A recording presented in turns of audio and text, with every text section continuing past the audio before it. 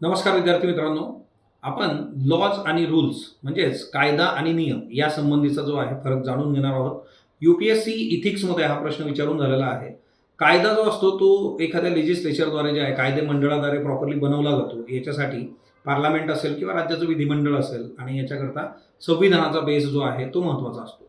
आता हा कायदा जर इम्प्लिमेंट करायचा असेल तर त्याच्यासाठी एक प्रॉपर प्रक्रिया लागते आणि जी प्रक्रिया जी आहे नियमांद्वारे जे आहे तर ती व्यक्त केली जाते. आणि म्हणून जे आहे की कायद्याचं जे इम्प्लिमेंटेशन असतं त्याच्यासाठी जे आहे जी प्रक्रिया असते बघा, तर त्याच्यासाठी नियम महत्त्वाचे असतात.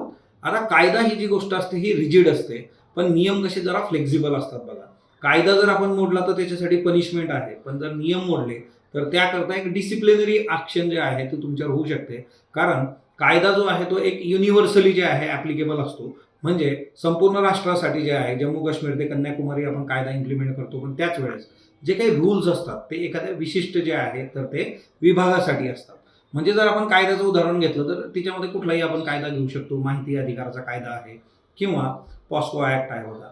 आणि त्याचबरोबर जे आहे आपण जर इकडे रूल्सचा विचार केला तर रूल्समध्ये जे आहे की एखाद्याची बदली करायची असेल मग त्या केसमध्ये कशा पद्धतीचे रूल्स असले पाहिजेत किंवा माहितीच्या अधिकारामध्ये आपण ज्यावेळेस माहिती मागवतो तर मग ती माहिती देण्यासंबंधीचे काय निकष आहेत किंवा मग जर एखाद्या अधिकाऱ्याने माहिती दिली नाही तर मग त्याच्या संबंधीची जी आहे प्रक्रिया कशी असणार आहे वगैरे वगैरे गोष्टी ज्या आहेत तर त्या बघता येतात. म्हणजे लॉ जो आहे तो एक ब्रॉड कॅनव्हास आहे आणि जे आहे रूल्स जे आहे ते एक नॅरो कॅनव्हास आहे.